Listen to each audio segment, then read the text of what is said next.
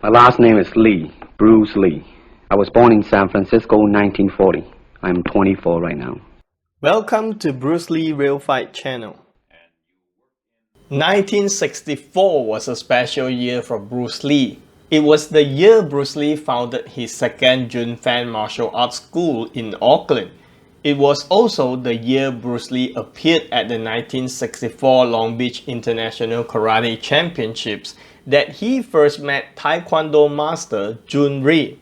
1964 was the year that Bruce Lee had a private fight with Wong Jack Man, which influenced his philosophy about martial arts and later on founded his own fighting technique called Jeet Kune Do. It was definitely a year that changed Bruce Lee's life. In this video, we are going to talk about what really happened to Bruce Lee in 1964. To the eyes, you would use fingers. Don't worry. To the eyes. Or straight at the face. From the waist, everything on. In early 1964, Bruce Lee dropped out of college and moved to Oakland to live with James Lee, who was a 20-year senior to Bruce Lee and a well-known Chinese martial artist in the area. Together, they founded the second Jun Fan Kung Fu School. Bruce Lee would be the head instructor and James his assistant. James Lee was also the one who introduced Bruce Lee to Ed Parker, the organizer of the Long Beach International Karate Championships. At the invitation of Ed Parker, Bruce Lee appeared at the Long Beach International Karate Championships held on August 2, 1964. 1964 was a peak year for Japanese martial arts in the USA. Judo was accepted into competition at the Summer Olympics in Tokyo. Karate was one of the hardest fighting styles in the USA. No one knows what Kung Fu was at the time. Bruce Lee was still relatively unknown and was one of the minor presenters. However, Bruce went on the stage and performed something had never seen before in the Western world.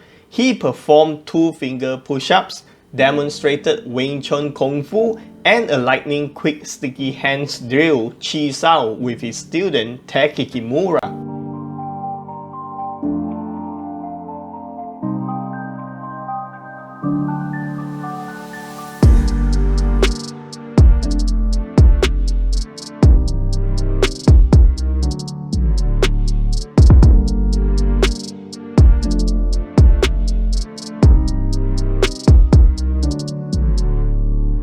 In the same Long Beach event, Bruce Lee also performed his infamous 1-inch punch to volunteer Bob Baker, sending him backwards, falling into a chair, and then fall to the floor. Bob Baker said he had to stay home from work because the pain in his chest was unbearable.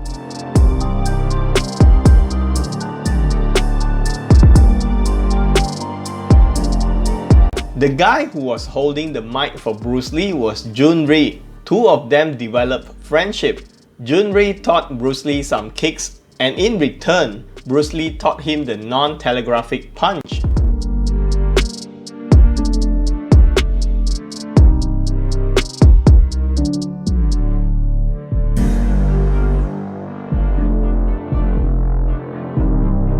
In July 1964, Bruce Lee and Linda had been dating in secret for 8 months, and they discovered that Linda was pregnant. Linda claims that Bruce was happy about the news. They married on August 17 and Bruce Lee was ready to be a father for the first time. Bruce and Linda went back to San Francisco in late August after their wedding. While Bruce had a lot on his mind, word of his criticism of ancient Kung Fu at the Long Beach Karate Championships had spread through San Francisco Chinatown. The Chinese community issued an ultimatum to him to stop teaching non-Chinese people Kung Fu. Of course, Bruce Lee refused to comply. He was then challenged to a fight with Wong Jack Man, a 23-year-old skilled practitioner of Northern Shaolin Kung Fu. The arrange was that if Bruce Lee lost, he would have to shut down all his Kung Fu schools and leave the town, while if he won, he would be free to teach anyone Chinese Kung Fu. The fight between Wong Jack Man and Bruce Lee was unrecorded and held privately at Chinatown, Auckland in 1964. This match was witnessed by Linda Lee, James Lee, William Chen, David Chin, and Bing Chan. According to Linda Lee, the fight lasted about 3 minutes with a decisive victory for Bruce Lee. My name is Linda Lee Cadwell.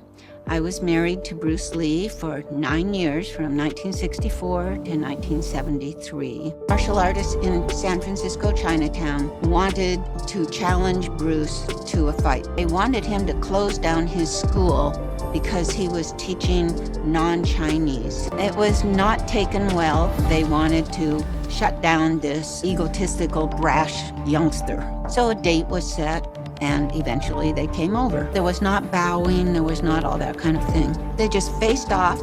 Bruce threw the first punch. It did hit Wong Jack Man around his eye. Bruce faced discrimination in his own life. Bruce started to use a series of straight punches. Wong could not retaliate. Wong turned and he started to run, and Bruce was just after him. Wong went down on the ground, and Bruce was instantly over him with a fist raised and said, "Fuck and fuck," in Chinese means, "Do you give up?" And he said yes. And that was the end. Bruce Lee gave a description without naming Wong Jack Man explicitly in an interview with Black Belt magazine in the 70s. He said, "I've gotten into a fight in San Francisco with a Kung Fu cat, and after a brief encounter the son of started to run. I chased him and, like a fool, kept punching him behind his head and back. Soon my fist began to swell from hitting his hard head. Right then, I realized Wing Chun was not too practical and began to alter my way of fighting." The fight between Bruce Lee and Wong Jack Man influenced his philosophy about martial arts.